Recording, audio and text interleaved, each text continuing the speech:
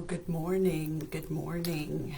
I am just trying to get all my technology ready, trying to see what I am doing here because it's still very early in the morning. Welcome, welcome, welcome. Today is Saturday. It is, I think, the 27th of February, and I'm just going to kind of hang out here for a couple of minutes to see who hops on live. And then I will get started with some questions. I am very happy to be here this morning. I have a whole list of questions on my favorite little cheat sheet, and I am super excited about that, trying to get myself organized here.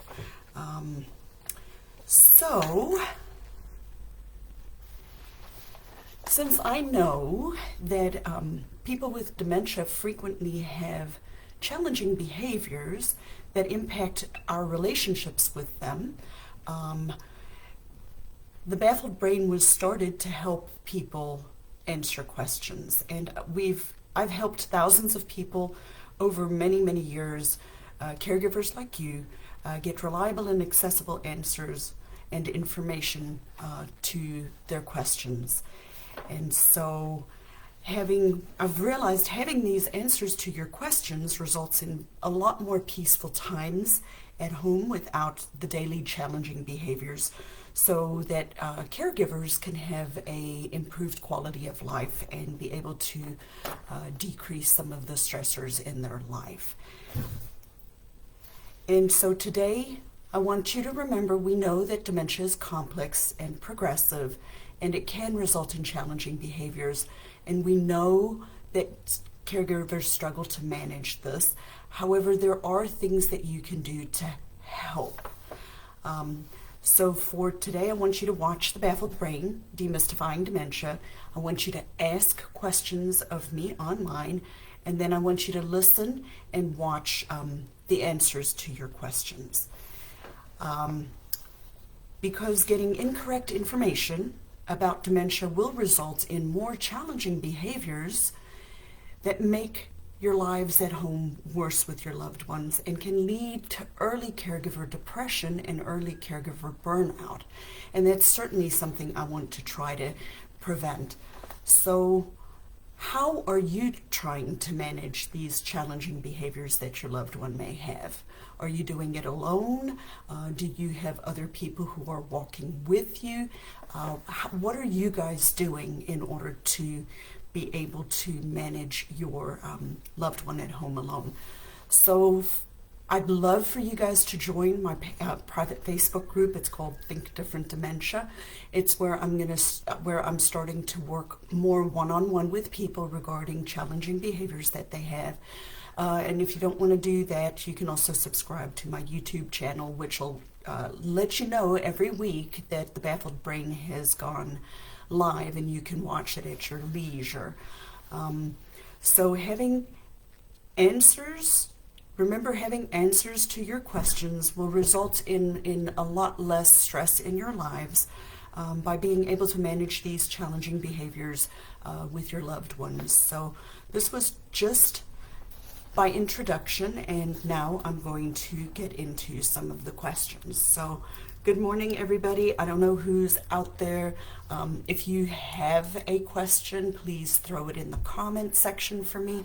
I do answer questions between my list of questions that people have given me throughout the week, as well as questions that are put into the comment section on this Facebook Live. So the first question I had was from Nishida, and for anybody who's watching this, I actually do. A lot of people tell me I have a really good memory for, situational things. So I kind of get to know you guys if you ask me questions, and I know your situation and your circumstances. So Nishida actually lives in India, and she said she wanted some advice about the COVID vaccine and how it may affect her mom. Her mom has dementia. She said she's worried and not sure how they will actually give it to her because she won't let anybody near her at all. So Nishita, this is a truly great question right now. I mean, we're in the middle of COVID. It's February 2021, right? And we're about a year into this mess that we've been dealing with. And so COVID and COVID vaccines and so on are great questions because I don't think we really truly know enough about it. I can tell you what I've observed. Hi, Lori. Good morning. Glad to have you here. So, Nishita, I can tell you what I've observed, and this is just observation, but I can tell you what I have observed. The vaccine can impact people who have dementia negatively. I cannot tell you exactly why one group of people seem to have a negative effect from the dementia vaccine. That doesn't work. From the COVID vaccine, and why a group of people do not have an impact from the COVID vaccine. It's a very personal question. I think there are things you have to weigh, back the pros and cons of this. If your mom is not going out and being around other people all the time, you have to ask yourself, what is the purpose of her getting the vaccine? I'm not saying we shouldn't vaccinate people, please. I don't want anybody to hear that. I have had the vaccine. My daughter's had the vaccine. My husband, who doesn't go around people, has not had the vaccine. So, people have to do what's right for them. But what I want to say is that I have seen people get the vaccine who they were doing fine before they got the vaccine, and then they got the vaccine, and then they were not doing fine anymore.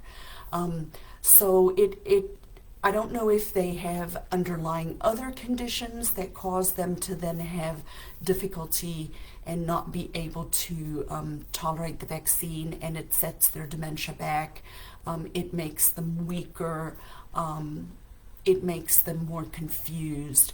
I have seen people have the vaccine who are doing fine afterwards. So questions to ask yourself before you give your mom the vaccine, Nishita, is, does she really need the vaccine?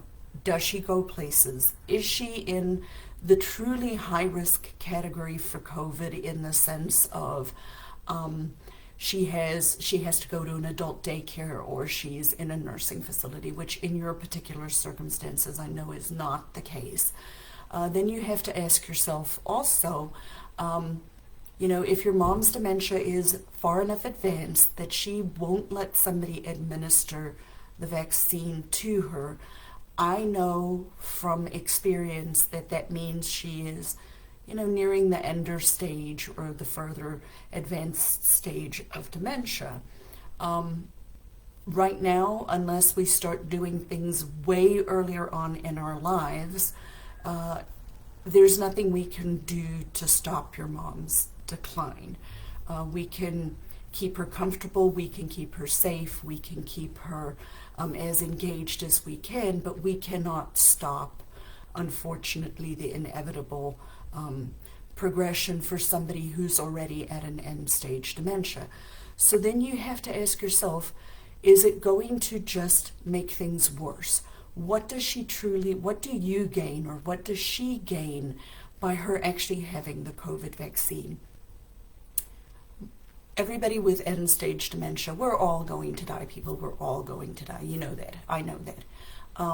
So if she is closer to the end stage and she won't let anybody near her, why put her through that would be my question. But nobody can answer that particular question for you except yourself, you and your dad. You have to weigh the pros and the cons. You have to know what's the benefit of it, what's the drawback of it. Not everybody who gets COVID passes away. Lots of people who get COVID have nothing happen. They don't even know they've had it. Lots of people who have had COVID get sick and die. There's no right and there's no wrong answer to this question. It's you and your individual circumstances, and you just have to kind of make your best decision, Nishita, regarding how you're going to do that. So anybody who hopped on live later on, Nishita asked about the vaccine and how it would affect her mom. She was worried that she's worried about it and not sure how they would actually give it to her. So that was my answer to her question. So since Lori's on there, hey Lori, I know you have a question. I have it on my handy dandy cheat sheet, which I'm getting so much better at actually doing this. But you know, I'm at that in-between age where I now need reading glasses. So forgive me while I do the up and down, up and down. So Lori said, hi, it's me again. Never say that, Lori. I love listening and talking to you. Sorry to lean so heavily on me, but she didn't know if she'd asked this question already. So here was Lori's question. How can I know if the medications are dulling her husband's ability to be interacting in the environment, or if it's just the natural progression of dementia? So Lori's, like I said, guys, people who question me, ask me questions back and forth, I actually get to know your circumstances, and I love being able to be a part of your world. Lori is her husband's primary advocate. She's not his primary caregiver anymore. He has been in a nursing home for a few years, and in my interaction with Lori, and we've talked about this on several other episodes, Lori's husband is really kind of towards the very end stages of his dementia journey. But medications can change people's thinking processes. So the two medications that her husband are taking is Celexa for depression and gabapentin for pain or neuropathy.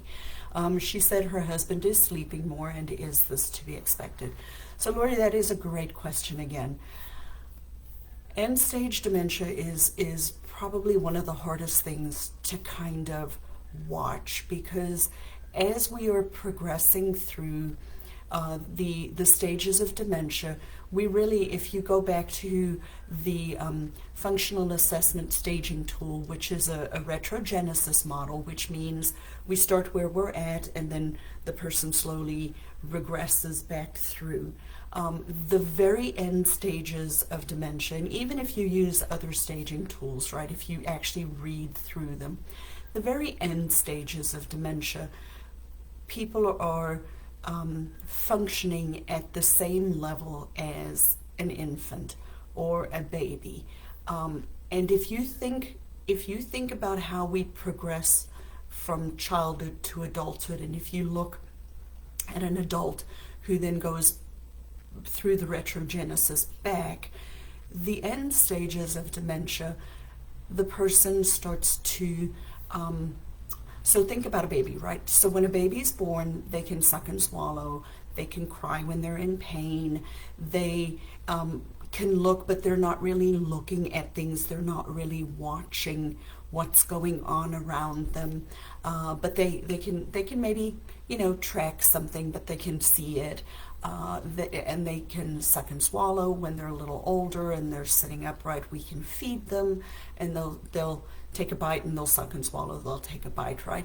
So as your husband is progressing through dementia, yes, even though medication can make some of these changes, based on what I've seen from the video that you sent me of your husband, and just your general description of him, I honestly don't believe these medications are making him more dulled, like you asked. I think he's at the end stage of his dementia. He is going to probably soon not be able to swallow or take food by mouth. I know that he already had some difficulty with that a while ago. He doesn't have extended time left. So I know you're in New York State, because I think we've talked about that. He will probably, I'm hoping that you can get in to see him in the nursing home. If he is not, Lori, if he is not on hospice in the nursing home, know that that is an option. That is an option that's not always talked about in a nursing home because the person has 24-hour care, right? But a person in a nursing home in the United States can actually qualify for hospice. So part of my reason for maybe saying to you, try to see if they will put him on hospice, is sometimes under the hospice rules, you can get in the door. You know, right now every state is different in the United States regarding nursing home and visitation and being able to see your loved ones in a facility.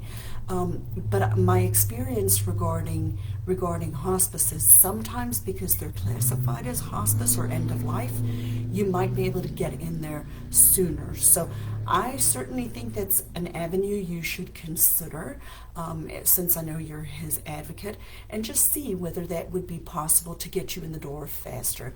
Hey Ralph, good morning, how are you? Any questions? Anybody on here who have specific questions, throw them in the comments. I love to have questions. I do really good with answering questions back and forth. And if you can't stay all the way through the end, if you ask a question in the comments, I actually will tag you, and then you can watch the video later on. I had another question in my private Facebook group, which I really would love if you guys love what I'm doing, join my private Facebook group, because what I do in that group is I have people ask me questions, and I'm trying to make it more interactive regarding questions that people specifically have. I love this group that we're in. It's a big group. It's hard to stay on track with people. So if you like what you're seeing, join my Facebook group. It's called Think Different Dementia. The other thing you can do is subscribe to my YouTube channel. The benefit of subscribing to the YouTube channel is to actually then be notified when I post one of these videos, and then you can watch them at your leisure. You don't have to be here at 8 o'clock on a Saturday morning like I have chosen, since it fits my life a little bit better, and since I'm the one doing this, I had to make it work for me.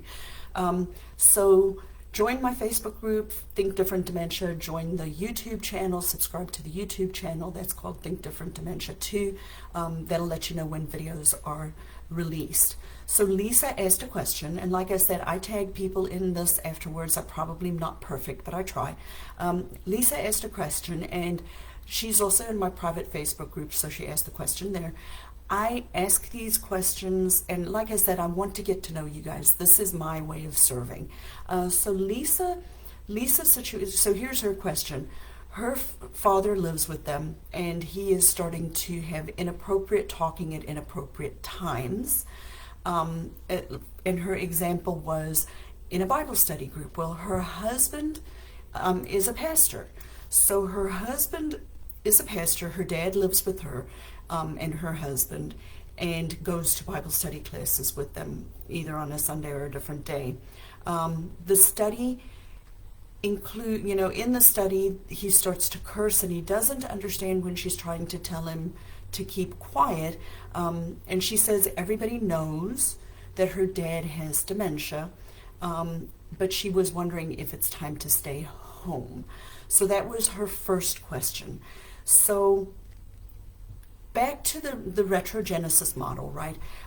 Lisa, as your dad is progressing through dementia, some of the beginning stuff that starts to happen, and based off of your description about where he is and previous conversations and comments we've had, I know just off of your description that your dad's probably in the moderate to severe dementia category. It's just based off of description, based off of my experience. What that means is your dad has lost what we call the executive functioning, right? So think about your executive functioning as your higher level cognitive abilities, your higher level skills. So think an onion and the outer layers of the onion, right? So we're taking the outer layers of the onion away, the skin, and then the peel, and then the skins and the layers, and we're getting down to just a little bit on the inside. So as the outer layers of the onion are peeled away, in those layers of the onion, you have what we call executive functioning. And there are 9 of them, and I can never remember all 9 of them. I have my book out, but I'm not going to throw it out. But one of them is time management, time regulation. One of them is the ability to control our emotional responses to things, right? Either we overreact or we underreact. But if you think in general about your executive functioning, it's your inhibition switch, right? So your dad, the inappropriate talking at inappropriate times, cursing, those kinds of things, he's lost his inhibition switch, right? And so since you're in a pastor's wife, we are all born and raised in, born and conceived in sin. And so what's on the inside of us all, and I know people, I know what I think. I'm truly grateful. Not everybody always hears what's going on in my head, right? Because sometimes it's not nice. So as people are losing their inhibition switch, what's on the inside comes out. And so it's normal for people to exhibit these behaviors that all of a sudden look like they're strange to us. But they're really not necessarily that strange, because if you think about yourself, how many times does your inhibition switch, Lisa, stop you from saying something that you shouldn't say out loud, right? So think back to the kids, right? Kiddos, when they go to the store, so I'll set up a situation, right? We have a child and a mom go into a store, maybe a whole bunch of kids and a mom, and there's one that's like a toddler age, who's not developed their inhibition switch yet. And you're driving the cart down the aisle, and there is a massively morbidly obese person standing there. What does your child do? Or what is one of the risks that, happen in a situation like that is the kid says, "Mom, look how fat that guy is. Ah, yuck," right? Okay, so that's what's happened with Dad, Lisa. He's lost his inhibition switch. So as to the second part of the question, if it's time to stay home, I can't answer that. That is a question for you and your husband to answer with the leadership in the church.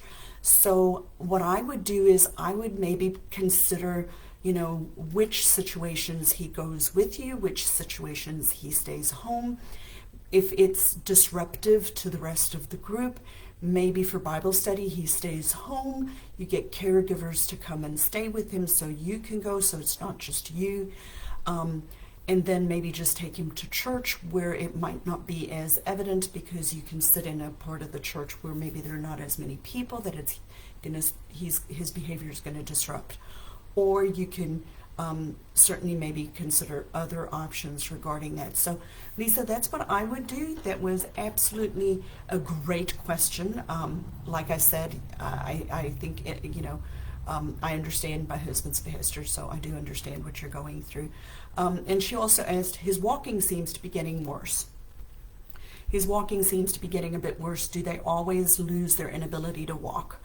So if you think about cognition and physical, if you think about, Ralph, I'll answer that question right after this, okay? So if you think about the physical and the cognitive abilities that we have, right? So when we're developing our physical and our cognitive abilities at the same time. They're kind of walking together, right? Until we get to adulthood. When we're going through the retrogenesis, the going back, like in a dementia process, as people are going back through that, what tends to happen first is the cognition declines. So they can still walk, they can still physically do things, but the cognitive component is starting. Then at a certain point, and their physicality is still good, but then at a certain point those two start to join. Then the person starts to decline physically. So yes, it is very common that as people progress through dementia, as their brain is not able to process all information, or it affects their balance center, etc., they start to lose their ability to walk. that can look all the way from somebody can still walk, but they need you to hold their hand as they're walking because they cannot find their way around a location, or as for example in the case of Lori, whose husband is at the very end stages and has progressed slower through dementia, where he's totally bedridden, cannot hold himself up against gravity, and needs total assistance. So Ralph, my YouTube channel is Think Different Dementia. I'm not very creative. I'm trying to teach people to think different about dementia. So back to the questions. Lori said her husband had COVID-19. I understand. Still trouble swallowing, still mute, and still very feeble. I'm so sorry, Lori, I know. It's very hard. It's really very hard. So Phil had a question. Good morning. His dad is always off balance and falls with the walker and without. His doctor seems to think it's normal. He's never been prescribed any meds for this. Are there meds available? Do I have to take him to a different doctor for a second opinion? So Ralph, I'm sorry, Phil, if you're still on, I think this kind of goes back to Lisa's question a little bit earlier on. Your dad is falling with the walker and without the walker. There's probably a component of both a physical thing going on, for example, decreasing in his balance, his strength, his coordination. If you think about it, our brain is constantly processing everything, right? We can as I'm sitting here talking, my brain is processing the question you asked me, and but my body is still doing all of the routine things it's supposed to do to keep me alive, right?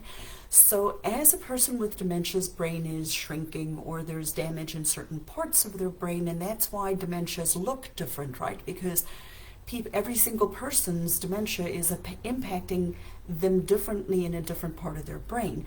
So he's falling with the walker and without. His balance is probably impaired. His coordination is impaired. He's not able to plan all of those movements. Medication is not going to help for that. Medication for people with dementia, you want to be very cautious. I'm not saying people with dementia shouldn't be on medication, because I'm not a doctor. That's not my role. But people with dementia will, older people in general, period, anybody who's older in general, period, all medications, or most medications, actually have a cognitive, can impact people's cognitive abilities. It can make people drowsy, it can make people confused, it can make you just a little dulled, right? So putting people on medication, we have to be very careful about it. So I don't know that medication is the answer to that question, Phil, but I am actually an occupational therapist. So what I would recommend you do, and I don't know where you live, so if you're still out there, throw the comments in there again. It would be helpful to consider some therapy for him. So people, there are two kinds of stages that people go through. The first part of a dementia journey, they can actually still learn new information, and we do what's called rehabilitation, right? So we're working towards improving a function. We're working towards improving balance. Then there's a tipping point, and that tipping point is right when people start to lose the ability to learn new information. And what happens at that point is we do what's called habilitation, which is not necessarily improving I'm not saying that it doesn't improve the person. I don't want you to hear that. But we're addressing it in a different way because the person cannot learn the new information, right? So what that means is the people around them, their natural support system, which can include formal and informal caregivers, spouses, friends, family members, whoever's helping provide the care to your dad, is that those people literally become his brain. Their job is to keep him safe. But in that habilitation phase, the person can still Physical therapy and occupational therapy can work on getting them stronger, can work on challenging their balance, can work on improving their general strength and mobility and functioning, but it will be caregiver driven. For example, you mentioned with or without the walker, right? Well, is he falling, and this is a rhetorical question, but is he falling with the walker because he needs somebody to keep him safe with the walker because he never learned how to use the walker independently and he's lost the ability to do that? Possibly.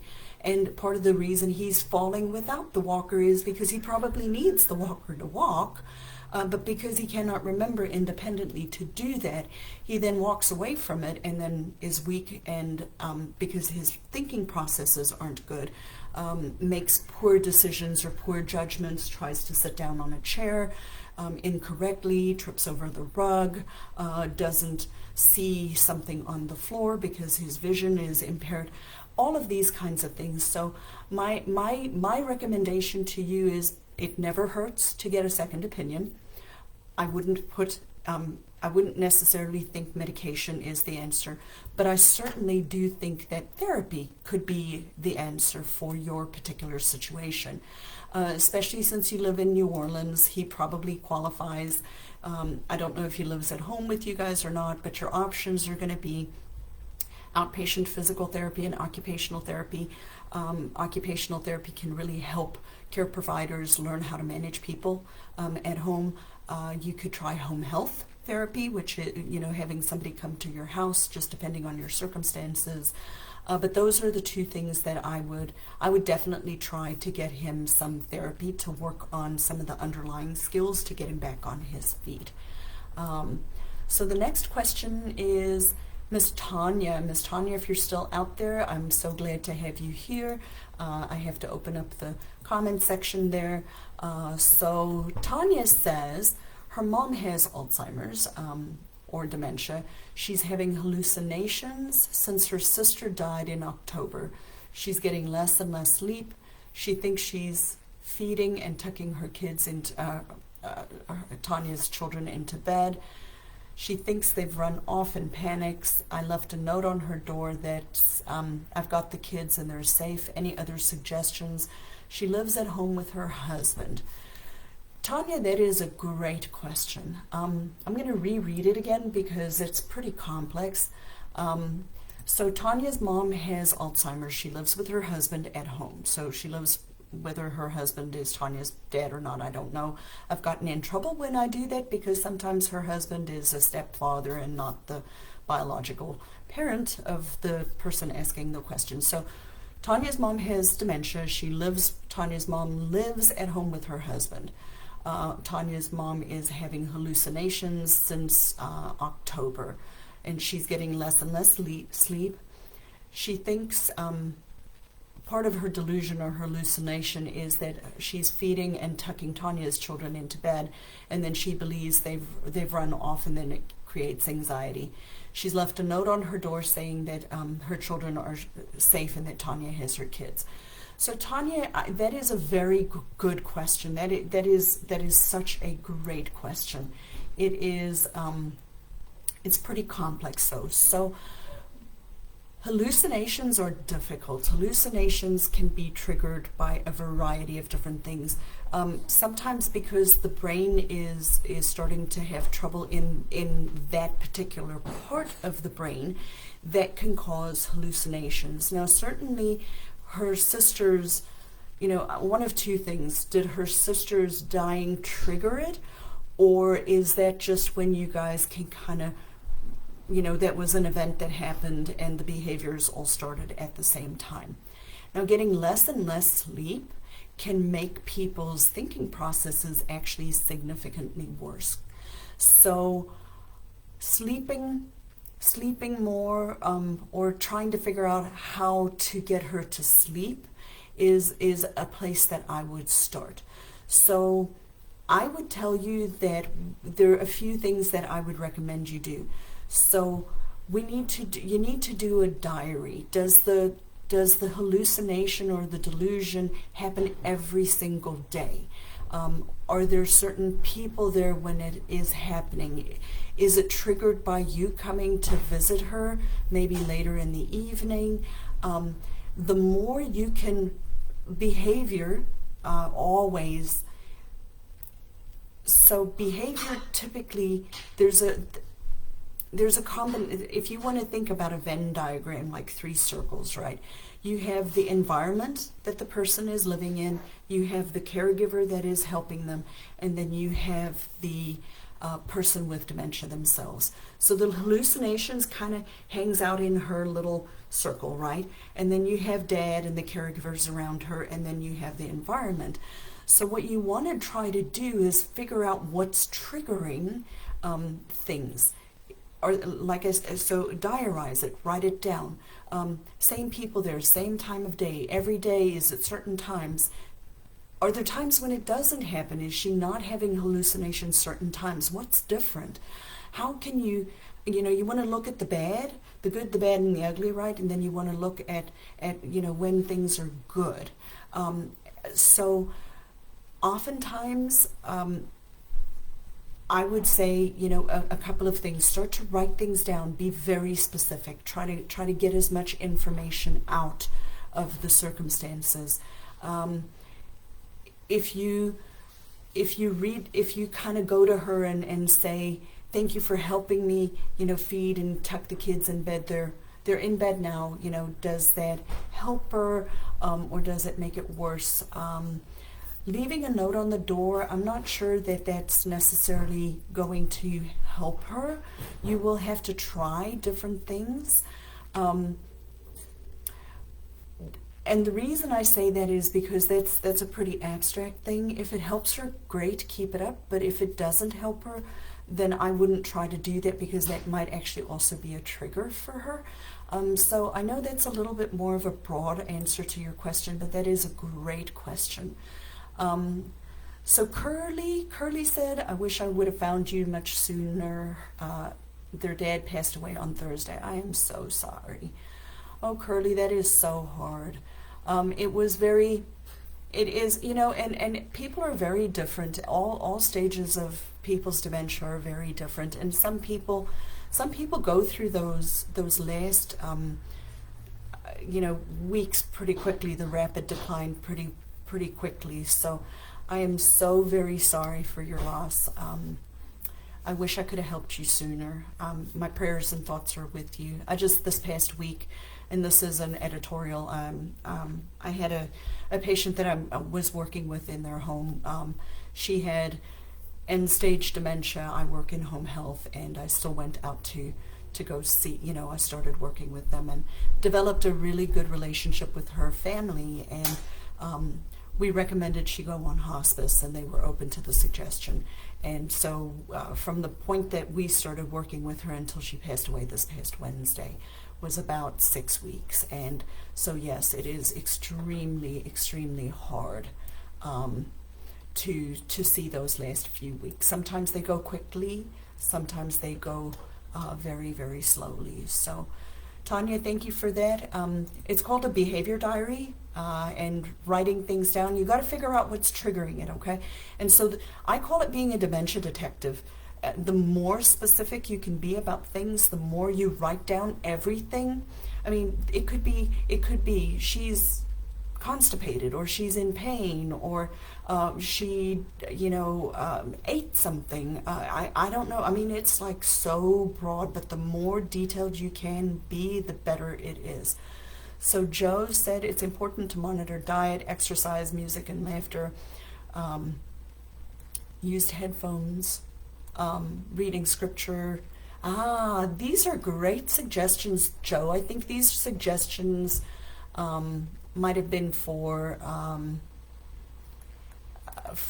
Tanya. Yes, it is, and people's strategies are different. You got to try things, people. And you can't only try it once. You've got to try it repetitively. You got to see what works. Back to Tanya. Sometimes a light therapy box works. Can help you. You can put it make sure that they're getting good light, make sure they go outside in the sun. Exercise, diet, exercise, music, all of those things are great. I'm not sure about the headphones and the MP3 for somebody who's having delusions. If you're a believer, reading scripture definitely can make a significant difference. Long road for you, I'm sorry, Joe, raising 3 children to adulthood. She was diagnosed at 48. Oh, that is so young, and passed at 57. Yes, a dementia journal makes a big difference, a behavior journal. Thank you so much for that, Joe. I'm so sorry for your loss with your wife. I know that must have been really hard, especially raising 3 children on your own. So Trevor said, is there anything to do to help my mother's grinding her teeth? Commercial teeth guards don't work. We've had to get fitted for grinders, but they're $300 a pop, and every 2 months because she cracks them. Yes, you have to call in the ranks, Tanya. Trevor, I'll get back to your question. Call in the ranks, get all the siblings on board, and yes, the Bible helps a lot. So, Trevor, is there anything to help your mom's grinding of her teeth? Commercial teeth guards don't work. We've had to get her fitted for grinders. They're $300 a pop every 2 months because she cracks them. So first of all, that's a really good question. Bruxism, which is what grinding of the teeth is called, is very common in dementia. It is very, very, very common. And really there isn't much that you can do about it. You can, same thing, you can try to see if there are triggers for it. But in my experience, most of the time, you know, also knowing what level of dementia your mom is at would be helpful. Is that, you know, is she at the end stage of her dementia journey where she's repetitively grinding her teeth, but she's not actually, you know, getting up and moving around again? Or is she still up and moving around and is grinding her teeth? Does she do it all the time? Is it certain times of day? Are there certain triggers for it? Same answer pretty much regarding a diary. And then if she's in the later stages of dementia, we have to start to ask ourselves, is it really doing any good to protect her teeth, right? The reason they give people, so sorry for that. The reason they give people the teeth guards is to prevent their teeth from degrading.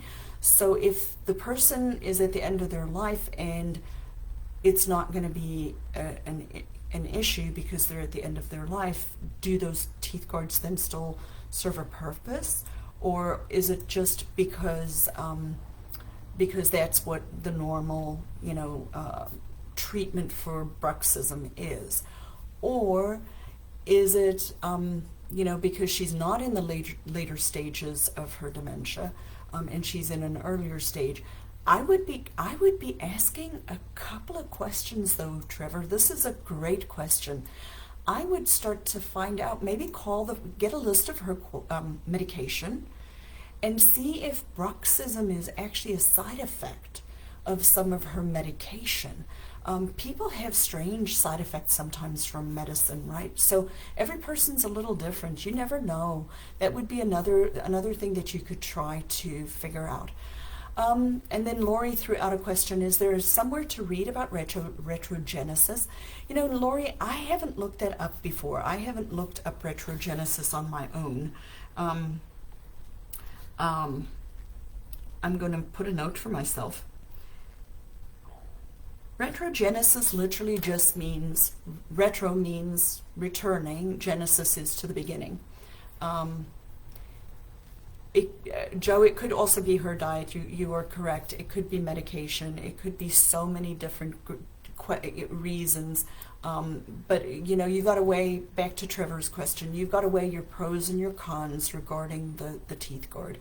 So retrogenesis, Lori, means back to the beginning. Retro just means back, genesis to the beginning.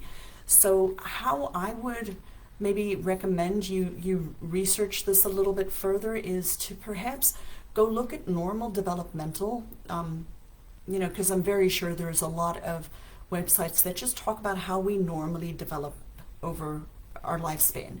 And then retrogenesis literally means that going backwards. So I am in the process of working on a big project, a huge big project that I have for all y'all, because I have figured I'm so passionate about this. This project is to try to explain and put it all together for everybody in a way that make it easy to understand, and that you can kind of digest little sections at a time. So taking 30 years worth of experience and throwing it into a educational model, which is going to be like an absolutely epic project. So pray for me that I can get it done. Nobody else has thrown a question out there right now, so I'm going to go with one that's on my cheat sheet here. It's from Bradley. Bradley's question was, or statement was, he repeatedly sees in the group is, where can I get help? Where can I get help? Now, Bradley, that is such a great question. It is, Jennifer, I'll get to your question in a second. So where can you get help? That is a tremendously big question, because Bradley, there are people in this group that this group has 25,000 people in the Dementia Facebook group, right? So I have had contact personally with people from India, from South Africa, from Kenya, from Australia, from all over the world, from the UK, from Wales, from Tokyo, from just everywhere. So every person, every place is going to be different because their resources are different. So the first thing is that if you've got to know where the person lives in order to get help. Dementia is complex, it is progressive, and it is frequently resulting in challenging behaviors. So a lot of what we are doing in taking care of people with dementia is, there are two schools of thought out there right now.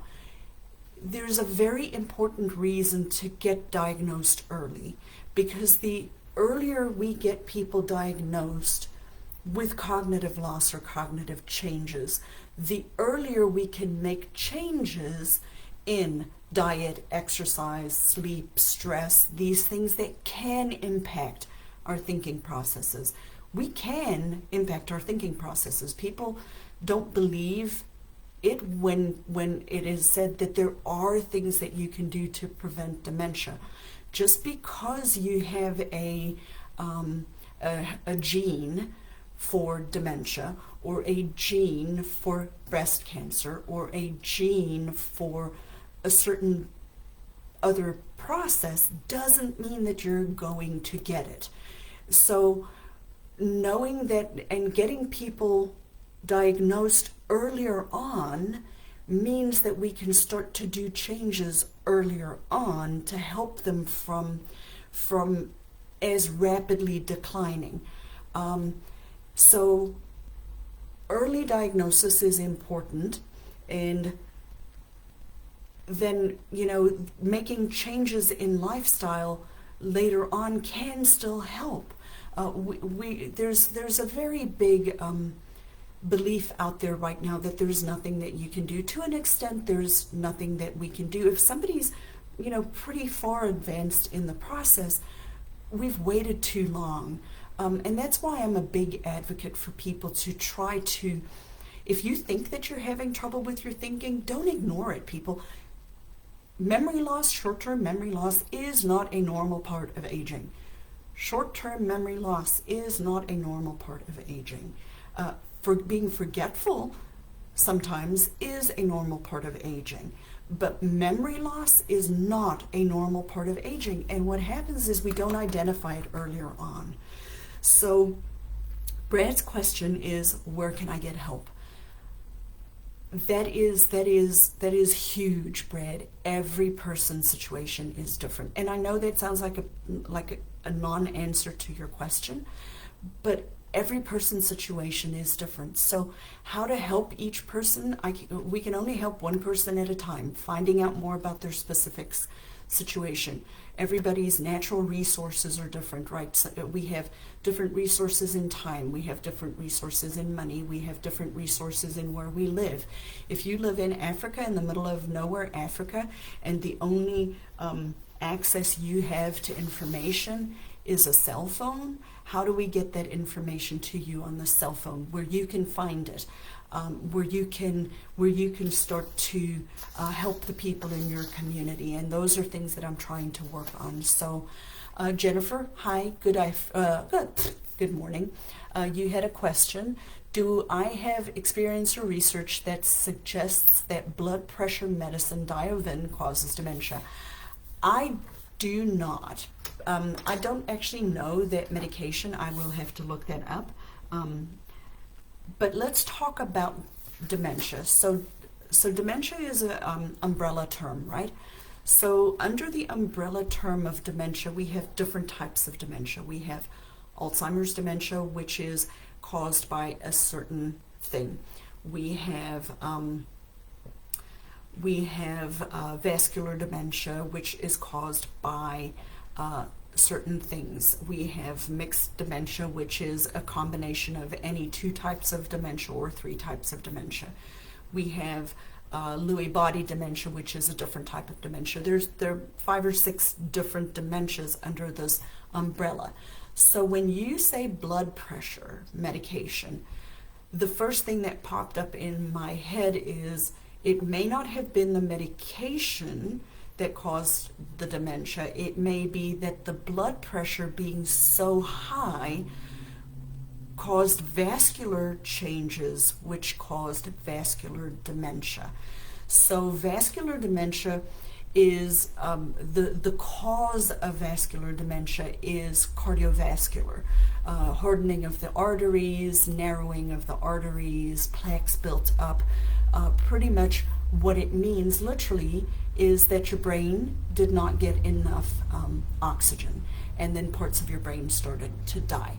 So vascular dementia is caused by things like strokes, sometimes a heart attack, can cause damage, not in the same sense like the heart attack didn't make the dementia, but if you didn't get enough blood supply to your brain during a cardiac event or a resuscitation event, you could have damage in your brain that was cardiovascular in nature. So when and high blood pressure needs to be treated early and more often than we realize, because high blood pressure causes things like a lacunar stroke, which is a part of the brain that is caused from high blood pressure. So strokes, high blood pressure, hardening of the arteries, all of these cardiovascular stuff can cause a dementia. So my question, my statement to you is, I don't know about the medication causing dementia. It wouldn't surprise me if the medication has a cognitive component, because a lot of medication has cognitive components, can make cognition worse. But my gut, my scientific part of my anatomy, my belly, says that it's likely caused by the blood pressure, or the dementia could have been caused by the blood pressure. Anesthesia can cause it too, yes. And Joe, don't let anything in the process, Joe, I agree, don't let anything overwhelm you. One of my old, analogies is, how do you eat an elephant? One bite at a time, right? So we want to, when we're looking at, Joe got me off on an editorial here, when we're looking at dementia, you want to know where you're going, but how do you deal with this? It doesn't help worrying about what's coming down the line. You just have to deal with the next thing and the next thing and the next thing, and that's how we make it through this journey together. So let me see if there was any other questions. Carol asked a question last week, which I didn't answer, so I'm going to run through this real quick. So Carol said, is Alzheimer's, can it be hereditary? Would you want to know if you inherited the gene? Absolutely, you want to know if you inherited the gene. And the reason you want to know is for what I said earlier on. If you know that you have a family history for it, and you do find out earlier and you start to make changes, there's a lot of research, Carol, a bunch of research coming out that's strongly indicating that we can do things to protect our brain. And a lot of what we are seeing is lifestyle related. About 50, 60 years ago, things changed in the world. We stopped eating certain things. We started eating more things. There's strong correlations, significantly strong correlations between developing dementia and blood sugar. So the lower you get your blood sugar, the better you are. So back to her question. If Alzheimer's is hereditary or can be hereditary, would you want to know that you inherited the gene? I would say yes, because if you know that you carry the gene for breast cancer, and you know that there's certain things that you can do to prevent getting breast cancer, you make those changes. If you know that you have carry a risk of developing dementia, and you know that there are certain lifestyle changes, certain environmental changes that you can make now so you don't get it in the future, I would be making them. And actually, to be perfectly honest, I have made them myself. My mom had a stroke in her early 40s. She is 73 now and has vascular dementia. So back to what Jennifer said, what we were talking about with Jennifer, right? So my mom has vascular dementia. And when I turned 42, I'm 50 now, when I turned 42, which was when she had the stroke, I was kind of like, I changed a lot of my life because I'm like, I don't want to have a stroke. Then, still had kids in the house and so on. And then I changed back to the convenient stuff because, you got to work a little harder when you're living healthy. And then I just realized that this past year, my mom is definitely showing signs of dementia. It's definitely vascular dementia because of her stroke, or multiple strokes over the years. So what I did is I literally changed my whole lifestyle. I read the book called The End of Alzheimer's, which was written by Dr. Bredesen. I would encourage you all to read this. It is a great, well thought out process, and make these changes for yourself. So yes, if you know that you've inherited the gene, I would strongly encourage you to get, to make these changes so that you can stave off. Will you be able to stave it all the way off? I don't know. And I'll be long dead before before all of that empirical data comes back. But what do you have to lose? Blood pressure, blood sugar, insulin levels, stress, exercise, all of these things that, guess what, they've been telling us for decades we need to do. Well, it all protects our brain as well. So we are at the end of my hour. Unless anybody has one last question for me that's on live, I'm going to get ready to hop off. Here's one more question that I have on my sheet that I'll answer real quick. Unfortunately, I didn't write their name down, but they're new to caregiving. Their mother is 3 years into her mild cognitive impairment diagnosis and has lived independently out of state. She can no longer live on her own, and next week will move in with her and her husband, a teenager. And what do you wish you'd known or done differently? What steps did you find super helpful when you initially took on this responsibility? I'm new to caregiving. Mother has 3 years of a mild cognitive impairment diagnosis and lived independently. She cannot live alone anymore and is moving in with her husband. What would you have done differently? What steps did you find super helpful when you initially took on this responsibility? So the first thing that I would do is, if you find out that somebody has to move in with you, I would make sure all the legal stuff's taken care of. You make sure that you get a healthcare power of attorney in place, a durable power of attorney in place, that you get all of the legal stuff in place before it becomes an issue. Because what happens is, if you don't do those things early on, then by the time it becomes a problem, now you have to declare mom incompetent to make her own decisions. And that is a hard process, people. You don't want to go through it.